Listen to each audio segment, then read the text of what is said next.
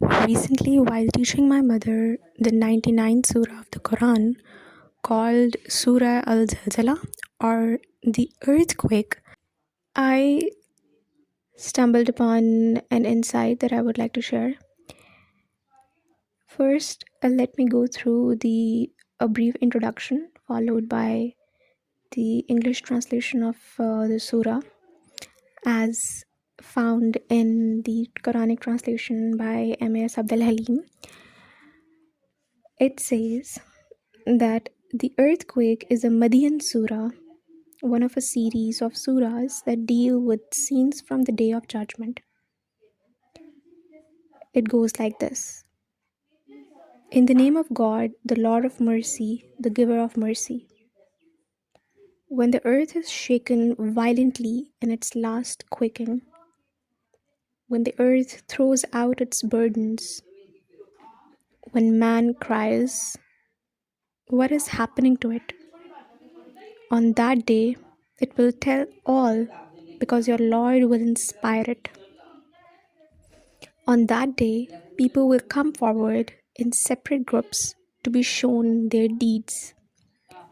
Whoever does an atom's weight of good will see it, but whoever does an atom's weight of evil will see that.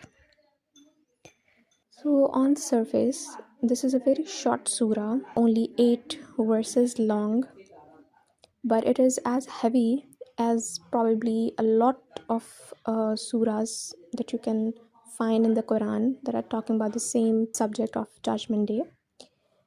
The thing that really stood out for me was how earth in itself was personified by God, because we often limit the bounds of his creation to the things that are really accessible and tangible to the human eye. For instance, the things that are animate, right? Living beings that we can see around us, for instance, plants and animals and ourselves. We hardly ever think of the entities that God has created other than the ones that can breathe as living entities, and surely they don't have free will as the ones that I mentioned before, like animals and humans. But that does not defy the fact that they are also a creation of God. And at the same time, for instance, if we look at the moon, we rarely think of the moon as a living being with its own structural life and having its own phenomena or regulations and rules that it follows, and it cannot defy that, and having its own sense of purpose, right? We limit these qualities to living beings like humans and animals, but we rarely attribute such qualities to the non-living beings that we see every day in the sky, on the earth. And it's very clearly Allah Ta'ala uses these images, He invokes these images to sort of make us realize that creations of God, such as moon and sun, they have their own sense of purpose, that they are moving with a sense of finitude. Okay?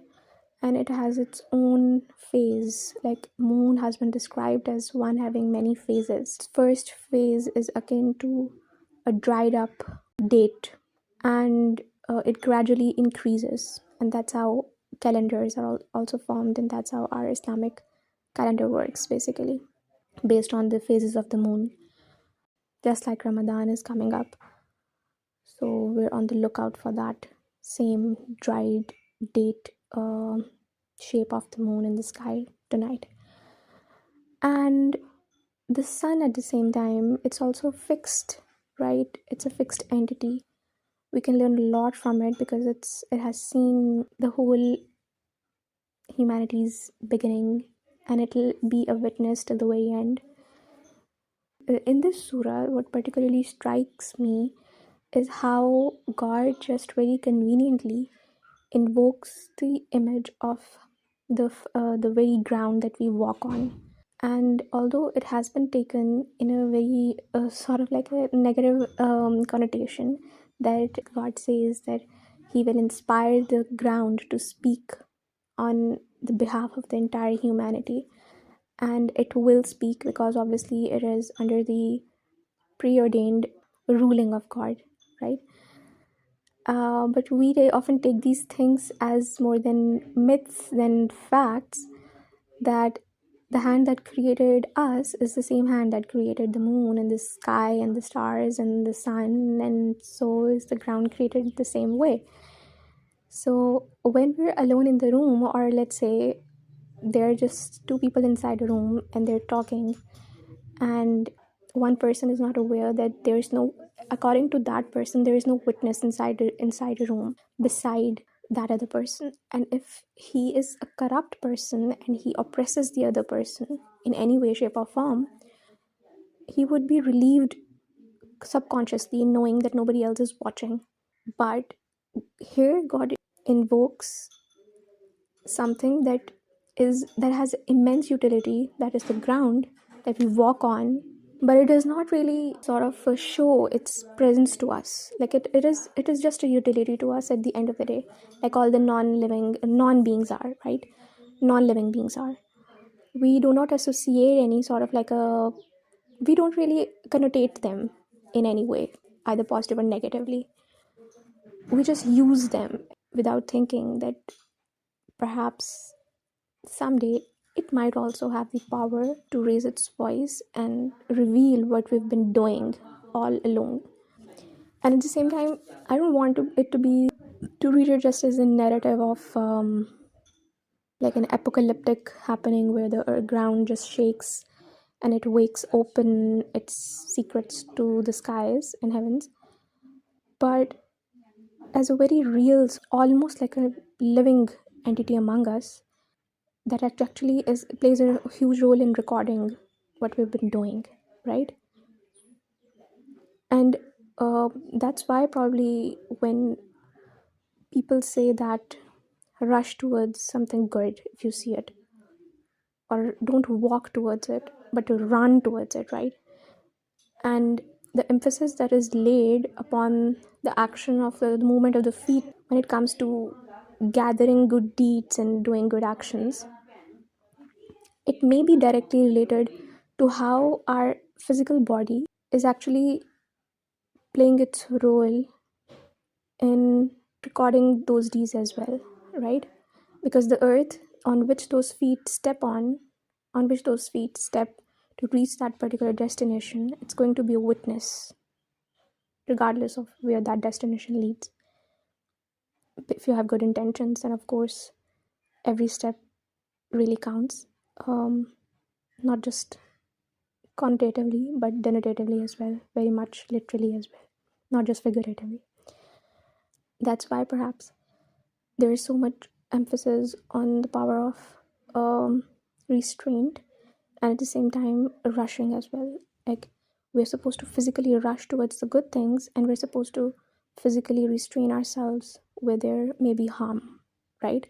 So it has very much to do with our physical being in close contact with the ground. And like we walk, right? Like if you're feeling under the weather, or we're just not in a good headspace for a couple of months or days or whatever, it's very much advised for us to kind of take a walk, right? Just around the block, or run perhaps, or just walking is also, I think, sufficient, because you step out, you embody your physical self, step out of the mind and onto the earth, basically, like physically. So that also shifts your focus from inside yourself to the outside world. And then when you walk, you're directly in touch with everything that has been already doing its part, like the nature, trees and birds and the wind and the sky and all that. They've been already like following a particular path, and like fulfilling their purpose. And when you come into touch with those sorts of entities, you automatically are recentered to your own sense of self and purpose.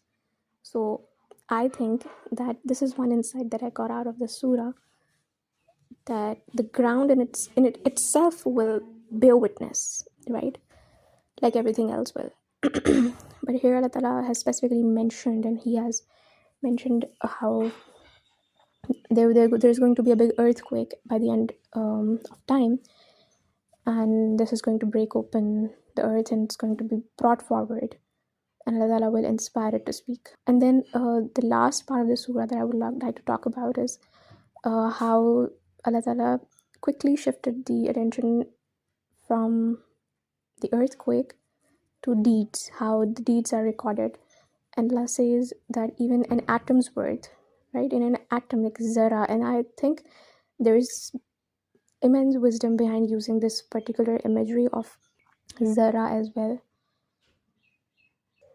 I discussed before that if you're doing a good deed done while nobody is watching, and perhaps you think that it accounts for nothing, it accounts basically to that zara that Allah mentions, that even an atom's worth of a good deed done without anybody watching that's going to be weighed the day that earth will be brought as a witness. And at the same time, conversely, an atom's worth of bad deed done without anyone watching, like if you're like micro sort of like oppressions that people do without any guilt of anyone watching. Because I think this also accounts to a lot, that we need to have witnesses in life in order for us to arrange our sense of self somehow. Without a witness, we don't feel accountable. So when Allah Ta'ala sets earth as a witness, you don't have anywhere to run that way. And that sort of narrows down your space where you can hide from the reckoning. So yeah, I just felt that this particular imagery of ground and earth and sand and the whole earthiness is what really stuck out for me while I was teaching this to my mother.